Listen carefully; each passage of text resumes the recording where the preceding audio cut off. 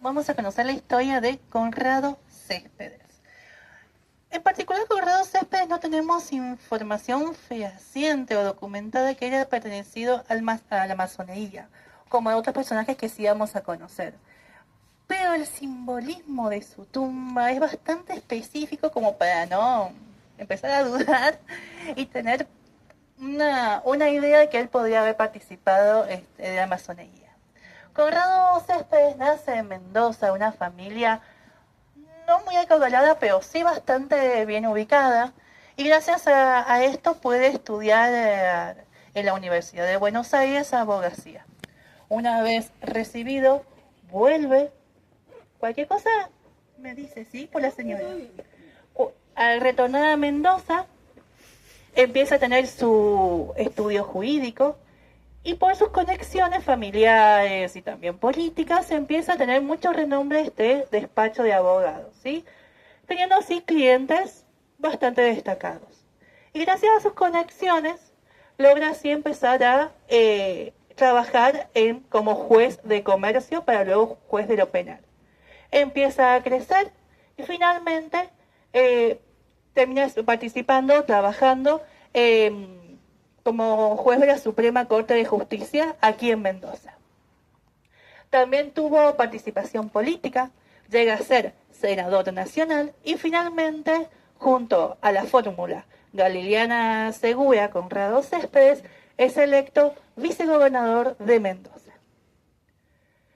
Con respecto a su tumba, es bastante llamativa todos los detalles que cuentan con respecto y relacionado a la masonería. Como les había comentado, no se ha encontrado documentación que avale esto. Tengan en cuenta que la masonería acá en Argentina es algo muy callado. Una persona puede elegir si decir o no que es masón. Con respecto a la masonería les voy comentando que está en Argentina hace un montonazo de tiempo. Fue desarrollada, surgió en Europa a mediados del siglo XVII, principios del siglo XVIII. No se sabe a ciencia cierta cuándo llegó, pero se cree que llegó a Argentina a mediados del siglo XVIII. Estamos hablando de mediados de 1700, ¿sí? Obviamente influenciado por toda la masonería española. No hubo solamente una logia aquí en la Argentina, sino que hubo un montonazo de logias que empezaron a surgir en Buenos Aires, Córdoba, Mendoza, bien. También en Chile, recuerden que durante un tiempo nosotros dependíamos de Chile. Pero con respecto a Mendoza, historiadores han coincidido que esta surge y llega a Mendoza con el ejército de los Andes, más que nada de la mano del general San Martín, otro masón muy reconocido. Tenemos te voy a comentar, tío, datazo, que tenemos un montón de próceres masones. San Martín, Sarmiento, también se cree que Belgrano, Roca, Mitre, y la lista sigue. Como les comentaba, muchos historiadores, tanto historiadores civiles, se puede decir, como historiadores masónicos que han estudiado su historia, coinciden que llegó con la creación del Ejército de los Andes de la mano del general San Martín, la famosa logia Lautaro. Con respecto al simbolismo de esta tumba, lo primero que llama la atención, voy a mover la luz para que se pueda ver. Lo primero que llama la atención es su ángel. Ahora lo ven, ¿verdad? Si prestamos atención y vemos, vamos a ver que es un ángel un poquito exhibicionista. Tiene un pecho descubierto. ¿Lo ven? Perfecto. Este ángel hace alusión al cuadro de la libertad guiando al pueblo de Delacroix. No sé si lo ubican. Quizás no por nombre, pero les juro que lo han visto. Es un cuadro famosísimo que es de la libertad, representando la Revolución Francesa. Es una mujer con un pecho descubierto, con la bandera francesa en alto, guiando a todas las tropas que corten la cabeza a todo el mundo. Este ángel hace así alusión a ese cuadro, a la libertad. Bien, vamos a ver que tiene una cruz lisa, ya que hace alusión a esta libertad de pensamiento religioso. y estas alas abiertas mirando al firmamento, al oriente eterno. Es así como los masones llaman al más allá. Bien, los masones consideran que una persona crece espiritualmente, se ilumina a través de la razón. Uno sale de la oscuridad, de la ignorancia, a través de la razón. El oriente eterno, cuando una persona fallece, es un paso más que esta persona debe dar para encontrar la iluminación, para evolucionar como persona. Muchos masones consideran que al pasar al más allá, al oriente eterno, uno sigue aprendiendo, uno sigue evolucionando y se sigue así iluminando. ¿Bien? Vamos a ver además una clepsidra alada. ¿La pueden ver ahí arriba en el techo? Ese reloj de arena con alitas. Esa es clara alusión al tiempo bueno, a la fugacidad de la vida. ¿Bien? Y también vamos a ver en la puerta cómo se encuentra oculto a simple vista un alfa y un omega. ¿Lo pueden ver ahí abajo? Sí, en los círculos. Alfa y omega. Voy a correr. ¿Está? Acá. ¿Lo ven, chicos? Alfa y omega. Es el inicio y el fin de todo. El alfa y omega se encuentra presente en muchas tumbas que se le ha encontrado simbología masónica. Sería como el inicio y el fin de todo. Hablo del comienzo y el fin de todos los tiempos. ¿Bien? Muchas veces también se ha referido al dios a como alfa y omega, comienzo y fin. La masonería también hace mucha alusión a la dualidad, al equilibrio de todo. ¿Bien? Y finalmente, aquí vamos a ver esta llama votiva que se encuentra abajo. No es un simbolismo masónico. Eso es puramente un simbolismo fúnebre, que habla de la luz que guía a los muertos en el más allá. ¿Lo pueden ver en la puerta que se encuentra tallado? Perfecto. ¿Alguna pregunta que se encuentre por el momento? Sí, yo. Sí. ¿Este mausoleo se mantuvo en pie o lo reconstruyeron después del No. Estos mausoleos son post-terremoto, exactamente. Okay. En 1861 se destruyó un montón. Hay muy poquitas tumbas que han sobrevivido, pero son tumbas muy sencillas, prácticamente son lápidas, porque ese era el diseño del cementerio en ese momento. Okay. Cuando la inmigración italiana llega, ellos vienen con un montón de nuevas ideas y la costumbre italiana hace este tipo de mausoleos, ¿bien? Con esculturas, altos, destacados, ¿bien? Para así demostrar el poder económico de la familia. Otra pregunta, discúlpame. Sí. Si suponemos que era masón, ¿todos esos símbolos lo hacían sus compañeros masones? ¿Lo dejaron en la tumba o él...? No, él diseñaba su tumba. Eso. Una familia pasaba en ese entonces años, ¿sí?, decidiendo cómo iba a ser la tumba, porque si bien está a nombre de una sola persona, es el cabeza de familia. Es una tumba que representaba toda una unidad familiar, no es que una persona solamente está acá enterrada. Acá hay un pozo que hay la capacidad tranquilamente para 6 personas. Bien, antes la familia pasaba años decidiendo cómo iba a ser su diseño, tenían que meterle un presupuesto importante porque no era una cuestión, bueno, está bien, lo hacemos así. Era, ok, compramos el terreno, contratamos ingenieros, arquitectos, un escultor, los materiales, ¿bien? Y también todo tenía un simbolismo, todo tenía un mensaje. Entonces también era mucho cómo querían ser recordados y conmemorados en un futuro, ¿bien? Toda esa escultura y el simbolismo le decía algo a sus hermanos masones con respecto a las cualidades de él como persona, inclusive también de su familia. ¿Alguien más? Perfecto. Bueno, vamos a continuar.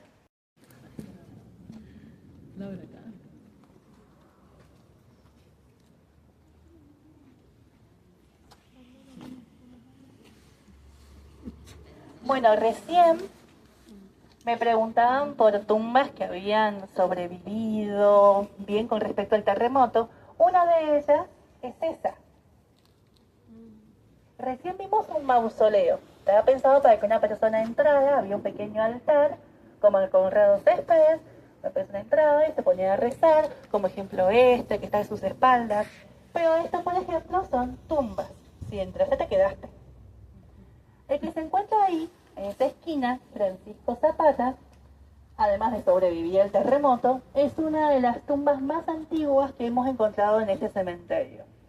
Él fue enterrado en 1840 y pico, 47, si la vista no me falla, o sea, pocos años después de la inauguración de este cementerio. La familia Zapata, como también los Corbalán, eran familias reinantes en la ciudad colonial, la ciudad antigua de Mendoza. Ellos eran los que tenían la influencia política, el dinero en la ciudad colonial. Es más, ellos eran los propietarios de estos terrenos que le ceden a muy bajo precio al Cabildo de Mendoza, con la única condición que a la familia Zapata se les diera los mejores terrenos para enterrar a su familia. Es así que van a ver que hay varios miembros de la familia Zapata ubicados en plena avenida principal, que esta era la avenida principal del cementerio. Tenemos ahí a Francisco Zapata, acá tenemos a Martín Zapata, casi en la puerta. ¿Ven eso del fondo? En ese entonces era la única ingreso y salida del cementerio. Otro datazo que le tiro, por ahí pasó Sarmiento a dejar un par de flores a un amigo que había fallecido cuando visitó Mendoza en 1888. Y está bien cerquita de la puerta el mausoleo de la familia Zapata. Un mausoleo impresionantemente bello y también súper viejo. Otra familia reinante que tenía la ciudad colonial es la familia Corbalán. Hablo de reinantes, cuidado con la sequía, por favor. Hablo de reinantes porque ellos fueron prácticamente los que llegaron y estuvieron en la fundación de Mendoza. ¿Bien? Y además ellos eran los que tenían un gran poder adquisitivo y con eso venía la influencia política. Bien, tenemos en cuenta que en la época que estaba el Cabildo, en el 1700, 1600, quienes tenían los terrenos, quienes tenían las zonas de cultivo, quien movía la economía, eran los que tomaban las decisiones políticas. Y si vos nacías dentro de una familia reinante, una familia fundadora, tenías desde tu nacimiento prácticamente el puesto político asegurado. Uno de muchos ellos fue Federico Corbalán, que está enterrado aquí junto con su familia. Su nombre se encuentra ahí en Costa Rica. Federico Corbalán nace para la década de 1820.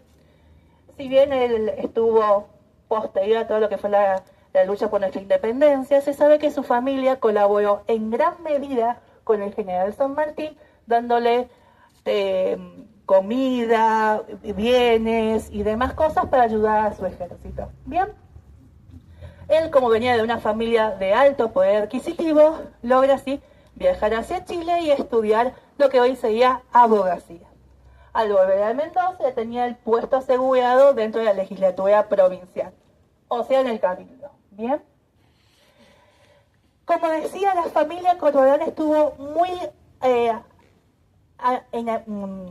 relacionada con el general San Martín, tanto fue lo que preparación del ejército y también en su memoria. Corbalán no solamente participó en la legislatura, sino que luego, años después, es elegido senador nacional en representación de Mendoza. Estando en el Senado Nacional, fue él quien impulsó la idea y la ley para repatriar los restos del general San Martín. Hubo varios intentos, pero solamente se pudo llevar a cabo cuando ya había fallecido Merceditas, porque no quería que volviera a Argentina. Él quería que quedara en Boulogne-sur-Mer, allí en Francia, donde había fallecido. Es así que empezó todas las gestiones recién para 1875, para que para 1880, más o menos, se pudiera concretar la repatriación de los restos del general San Martín. Y para la construcción de su tumba, se ideó que todas las provincias dieran donativos, obviamente ahí estuvo Mendoza poniendo, para ir con la construcción de esta tumba. Con respecto a la tumba de la familia Corbalán, con respecto a ellos sí hay documentación que demuestra que ellos fueron masones. algunos miembros, no todos, pero se considera que prácticamente todos los miembros habían pertenecido a la masonería. En ese entonces era muy común que un padre iniciara a su hijo y así. ¿Bien? Vamos a creer una cosa. No posiblemente una tumba tener alguna cosita relacionada a la masonería. ¡Masón! No. Aguanta. ¿Qué pasa? En ese entonces había muchas modas. Todavía sigue habiendo eso. Entonces pasaba que la familia a veces no tenía idea cómo diseñar su mausoleo, venía a chusmear, a ver qué idea se les ocurría y decían, uy, cadenitas, pongamos cadenitas. Y se tenía un simbolismo distinto a solamente la cadenita, qué bonita que está la cadenita, ¿sí? Pero ¿qué pasa? Si bien esta tumba, se sabe que no todos sus miembros, o sí o no, no se sabe bien, pero yo me pongo a contar y encuentro 1, 2, 3, 4, 5 otra vez, 6 elementos que dan alusión a la masonería. Ya está, asumilo. Ya está. Empecemos de arriba para abajo, ¿les parece? Arriba, todo arriba, van a encontrar una llama. Un fueguito. ¿Lo pueden observar? Bien. Esa hace alusión, lo crean o no, está relacionado al sol, a la iluminación. ¿Recuerdan todo eso? Una persona, un masón, se iluminaba a través de la razón, del conocimiento. Debajo de ese fueguito está un obelisco, ¿bien? Que es el rayo sol, que es ese camino de iluminación. O sea, estamos hablando como iluminación pasa todo ese conocimiento a las personas que se encuentran aquí enterradas, ¿bien? Vamos a ver ahí una clepsidra alada. Nuevamente, la fugacidad de la vida. El tiempo vuela, literalmente. Vamos a ver la presencia de estos tres escalones. 1, 2, 3. ¿Los ven? El 3 es un elemento muy fuerte dentro de la masonería. No todos los masones son iguales. Sí, está bien, son todos hermanos, todos se respetan, todos se quieren, juntitos cantando kumbaya. Pero hay diferentes grados de conocimiento. Están los recién iniciados y aquellos que son gran maestres, que tienen un mayor conocimiento, una mayor iluminación. ¿Sí? No todos son iguales. Dentro de todo eso se agrupan en 3 grupos. Iniciados, maestros, ¿bien? Y todos ellos se dividen en 33 escalones. Datazo, Sarmiento llegó al grado 33, siendo gran maestre. ¿Bien? Finalmente vamos a ver una cadena de unión que se encuentra oculta. ¿Ven aquí estos eslabones? ¿Estos rulitos? ¿Bien? Serían como, hace una alusión a la cadena de unión, serían como eslabones de una cadena. ¿Sí? Se sabe que al finalizar todas las reuniones, finalizan todos tomados de las manos, ¿sí? Representando así la unión de todos los hermanos alrededor de todo el mundo, ¿sí? Cuando una de las costumbres funerarias de los masones es cuando despiden a una persona que ha fallecido, terminan la ronda abierta, como que ha faltado un eslabón que ha pasado al más allá, al oriente eterno. Si prestan atención, todos los monumentos sanmartinianos están rodeados por una cadena, ¿sí? Y van a ver, está bien, se han perdido, se ha quedado abierta, pero en la cadena originalmente se encontraba aquí abierta. Vamos a ver otra tumba de Tiburcio Venegas que también se encuentra abierta, ¿sí? ¿Alguna pregunta? Perfecto, vamos por aquí.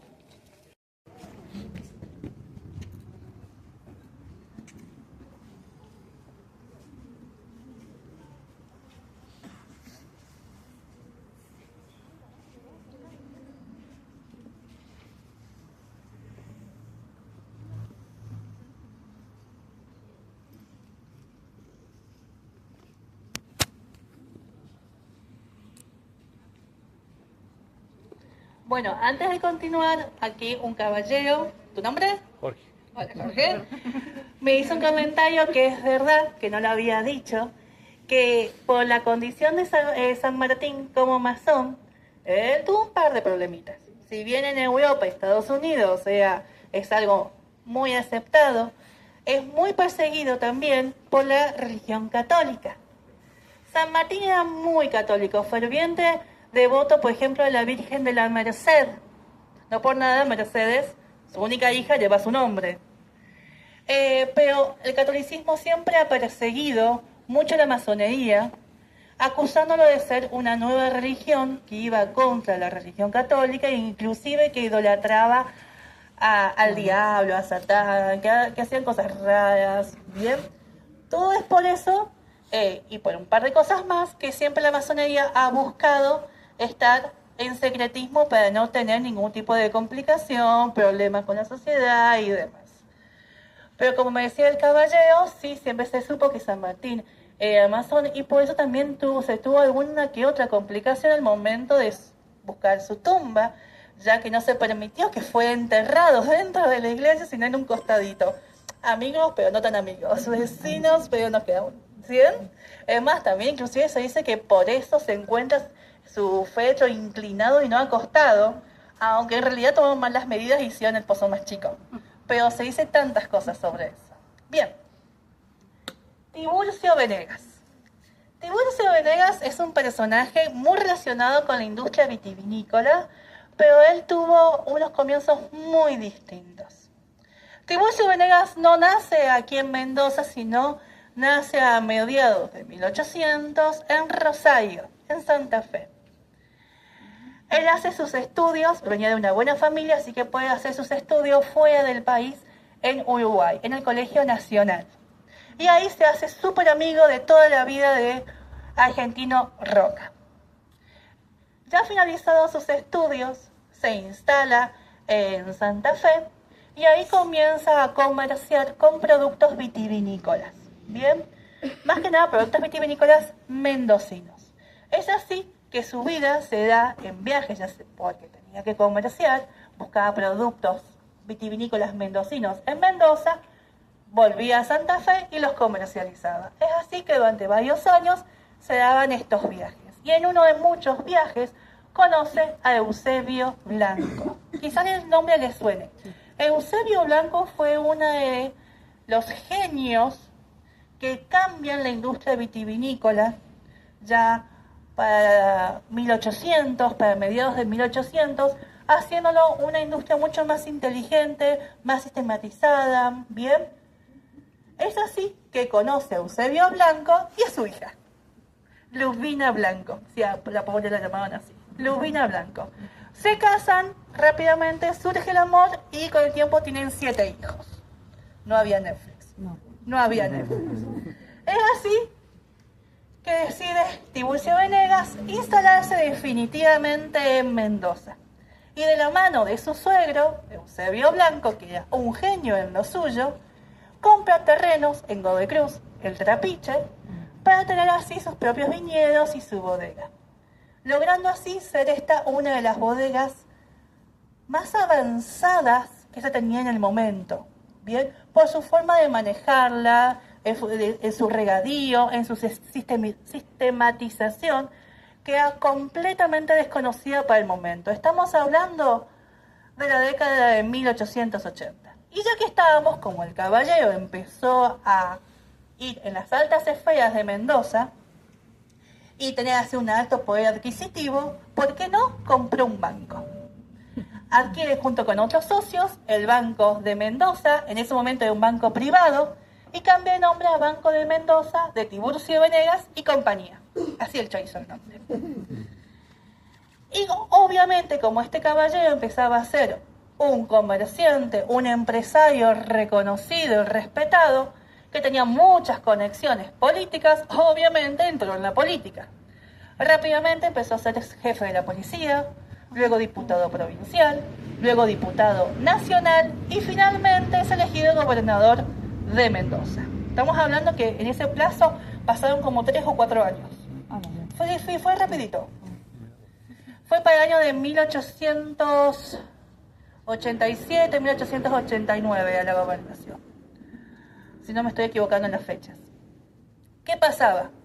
Como su carrera política iba en ascenso, su bodega iba en picada. Empezó a dejarle de pasar tanta atención y empezó a ser cada vez más abandonada y empezó a tener problemas serios dentro de su bodega.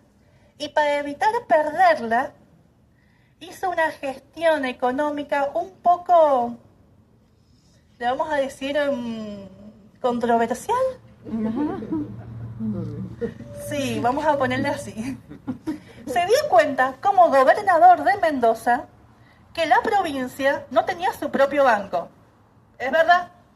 Necesitamos tener nuestro propio banco. Lo tuvimos, lo perdimos, lo necesitamos de vuelta.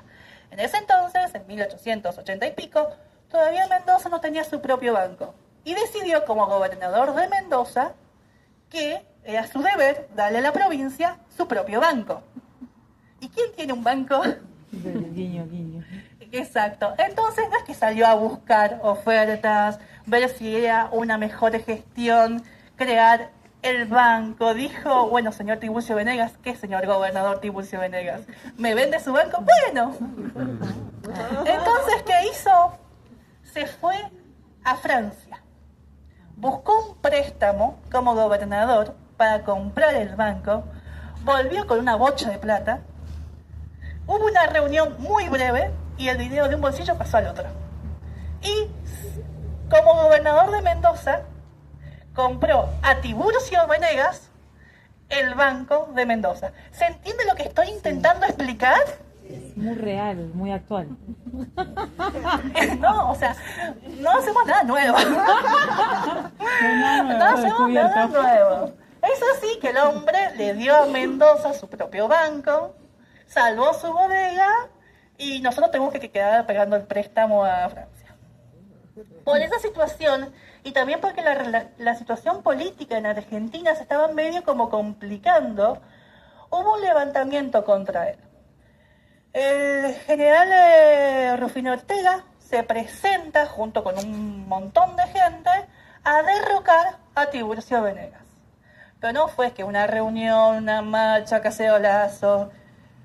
Fue un grupete de hombres que se presentaban ante la puerta de su vivienda particular a querer buscarlo y llevarlo a las rascas, encarcelarlo y exigirle su renuncia como gobernador. Fue un desmadre. Se sabe que en el techo de la vivienda de Tiburcio Venegas estaba Tiburcio Venegas junto con los hermanos Aizu, Balbino Aizu y sus hermanos, todos con rifles y escopetas y toda la cuestión, esperando que aparecieran ellos para empezar a dar a tiros a todo el mundo. En medio de todo ese drama, aparece la hija de Tiburcio Venegas, Josefa, la llamamos de cariño Pepa, y le suplicó a su padre que no era la forma, que había que hablar, que era gente civilizada, que razonando se entiende la gente. Le dio un par de llantos y como era un caballero del 1800 y también era su nena, dijo, bueno, está bien, gordo, bajemos, esperemos, charlamos, debatimos y nadie se mata a tiros. Estando en la planta baja, esperando que apareciera Ortega y todos sus hombres, el hombre ingresa, empieza a ver un par de gritos, empieza a golpear muebles y demás. ¿Qué hizo? Se presentó frente a Ortega, se sacó el zapato y le dijo, ¡se me va de la casa! Patada y se le fue. Toda una dama de la alta sociedad. El datazo histórico de esto es que el tiempo pasó. Las relaciones políticas medio que mejoraron porque nada, todos de repente fueron muy amigos. Pero el tiempo pasó. La hija de Pepa, o sea, Pepa, Josefa, se casó con Emilio Civit. La hija de ellos, o sea, la nieta de Tiburcio Venegas, ¿con quién se casó? No, bueno, aguantá. Con el nieto de Ortega. Bueno, tampoco se va a casar con un vejestorio de 95 años. Ha pasado, sé de un par de historias de acá, pero hoy no esta fue. Exacto. La nieta de Venegas se casó con el nieto de Ortega. Imagínense las navidades de esa familia.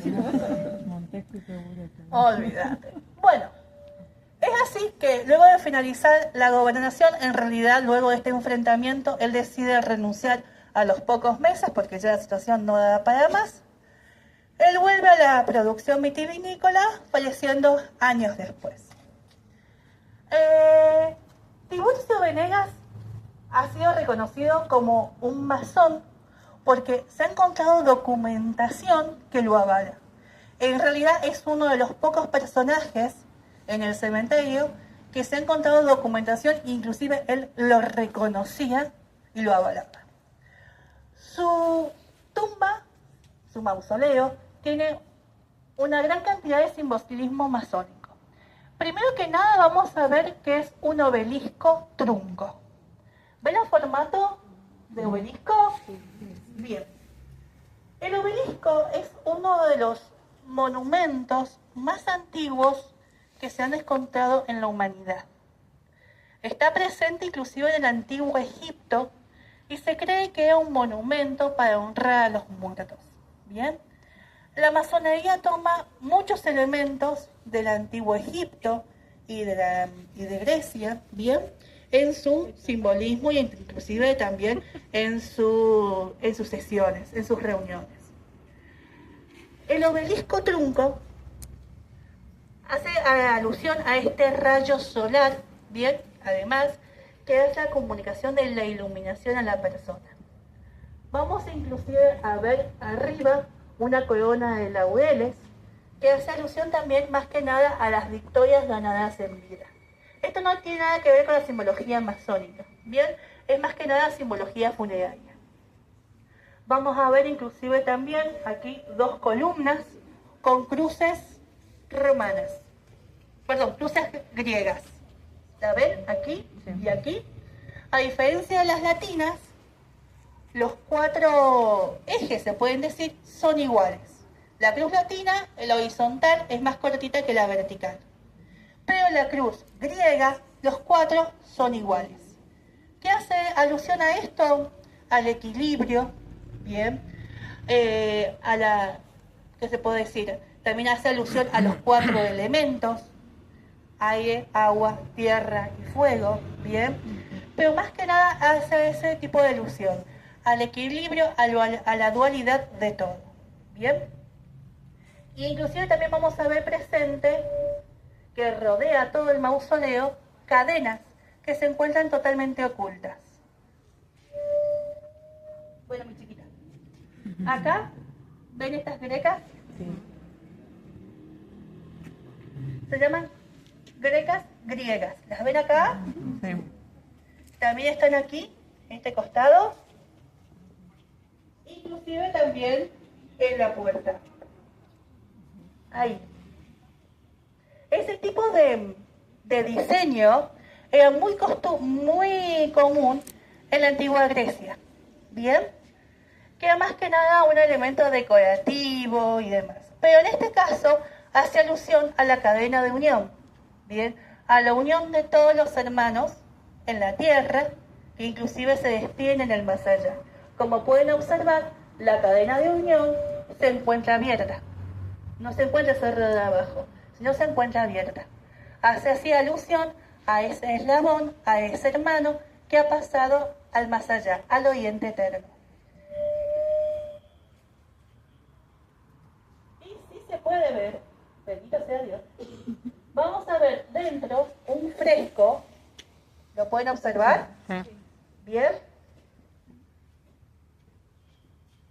Que hace más que nada alusión a una ascensión.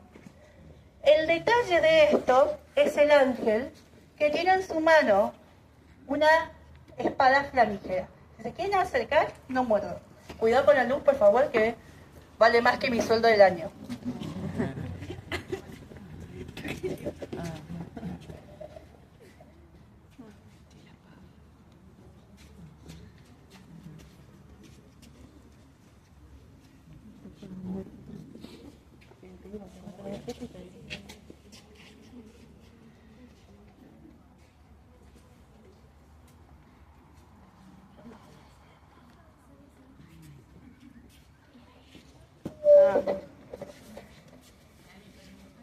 Bueno chicos, me acaban de comentar que tenemos al canal haciendo alusión al grado que tenía Tiburcio Venegas dentro de la organización de masones. ¿Bien? No se sabe a ciencia cierta hasta qué grado llegó, pero era bastante alto. Él comienza la masonería estando en Rosario, Santa Fe. Cuando se instala en Mendoza, ingresa a la logia Joven Mendoza e inclusive fue nombrado miembro, ¿cómo se dice? No destacado, pero honorario. Bendito tú seas, gracias. Miembro honorario de las logias en Chile, ya que luego de su función política como gobernador, también luego fue, años después, nombrado como embajador en Chile. A este puesto tuvo que renunciar al poco tiempo, ya que empezó a tener problemas de salud, donde regresa a Mendoza para finalmente fallecer. ¿Bien? ¿Alguien que me quiera hacer una pregunta? Perfecto. Sí, seguro.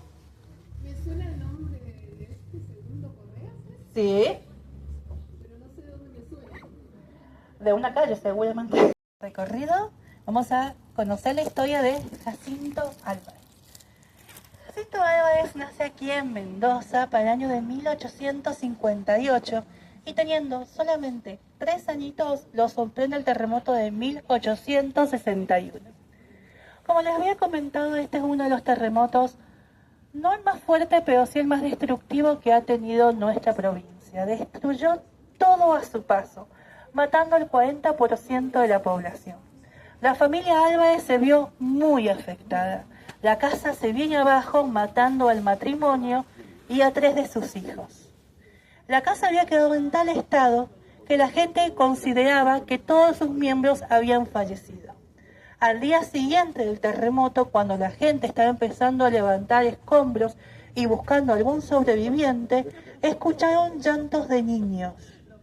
Fueron a la casa de la familia Álvarez y encontraron a los gemelos de 3 añitos que habían sobrevivido de forma prácticamente milagrosa. Es así que los vecinos se ponen en contacto con sus familiares y así entregan a los pequeños a sus tíos y abuelos, los cuales fueron educados por él. La familia Álvarez tenía una situación económica bastante favorable. Es así que Jacinto puede estudiar medicina en Buenos Aires. Una vez recibido, vuelve a Mendoza para desarrollar su tarea de médico. Y es así que nos sorprende una epidemia de cólera. Una epidemia de cólera que nos azotó ya para el año de 1885. Y si creen, chicos, que el COVID fue feo, agárrense con el cólera. Fallecieron más de 4.000 personas en Mendoza en un plazo de 3 meses, ya que las condiciones de salubridad no eran las mejores. Él empieza a trabajar ayudando a gran cantidad de personas afectadas, más que nada porque consumían agua que se encontraba en pésimo estado de salubridad. Y así empieza también a ayudar a dar pautas de concientización sobre el cuidado de la salubridad y de la salud y demás. Empezó a ser conocido y respetado en la comunidad y es así que empieza a ingresar en la política. Se presenta en las elecciones municipales para presentarse como intendente, pero bueno, Luis Lagomayor le gana. Años después se junta con Emilio Civit en la fórmula de Civit Álvarez y ganan la gobernación. Bien, como habíamos modificado nuestra constitución, fue el primer vicegobernador electo de Mendoza. Pero a los pocos meses, 6 mesecitos después nada más, Emilio Civit acepta el puesto de ministro de Obras Públicas de la presidencia, por lo que renuncia a la gobernación y se nos va para Buenos Aires. Es así que Jacinto Álvarez, toma la gobernación. Y encuentra un caos absoluto. Teníamos números rojos gigantescos. Es así que mejora las cuentas, crea impuestos muy necesarios para mejorar la administración de nuestra provincia. Crea el boletín oficial, mejora la vacunación en Mendoza e inclusive se da cuenta que el problema era el agua. En Mendoza todavía teníamos un barrio llamado el Barrio de las Ruinas. Estamos hablando de 1890, ¿sí? Sí. El Barrio de las Ruinas. El Barrio de las Ruinas era la cuarta sección toda destruida. Habían pasado más de 25 años y prácticamente los escombros de esa ciudad destruida por el terremoto no habían sido levantados. ¿Bien? La gente vivía entre escombros, casuchas que ellos mismos habían levantado. Prácticamente no hubo ayuda ni asistencia a ellos porque las autoridades se enfocaron en crear esta nueva ciudad. ¿Bien? El problema más que nada era la salubridad. Se sabe que la gente... ¿Ubican hoy donde está el Museo de la Vida Fundacional? En ese momento ahí estaba, en un primer momento, el Cabildo. Este queda destruido por el terremoto. Y luego se construyó en ese lugar un matadero municipal. El matadero entraba la vaquita, muy feliz, pobre de ella, y no salía más. Se han encontrado en las excavaciones arqueológicas canaletas que iban directamente al canal Cacique Guaymallén, donde iban todos los desperdicios de la vaca, vísceras, sangre y todo lo demás. ¿Y de dónde creen que la gente sacaba agua para su consumo? Y además de eso, tengamos en cuenta que cloacas no había. ¿Vieron las acequias? De ahí pasaba todo. Y tengamos en cuenta que Mendoza es así. ¿Dónde estaba la gente acaudalada? Arriba. La ley del gallinero. La gallinita de arriba, poporita la de abajo. Entonces, todo lo que venía de arriba, los de abajo. Y además los de abajo con lo propio. Estoy intentando explicar de una forma muy sencilla. ¿Bien? Entonces, había una contaminación del agua, del aire, absoluta. Entonces, ¿qué hizo? Se puso en contacto con Emilio Civit y le dijo, mi señor, necesitamos cloacas. Necesitamos agua potable. Acá esto no se puede más. Y es así que movió contactos en la presidencia, vino los fondos y empezamos a contener cloacas en Mendoza. Para finales de 1800. Estamos hablando de 1890 y pico, comienzos de 1900. Abracen la canilla, muchachos. E inclusive así, otra de sus obras fue embellecer el Parque General San Martín. Bien, colocar los portones, colocar la fuente y demás. Finalizada su gobernación, él decide dejar de lado la política para volver nuevamente a la medicina.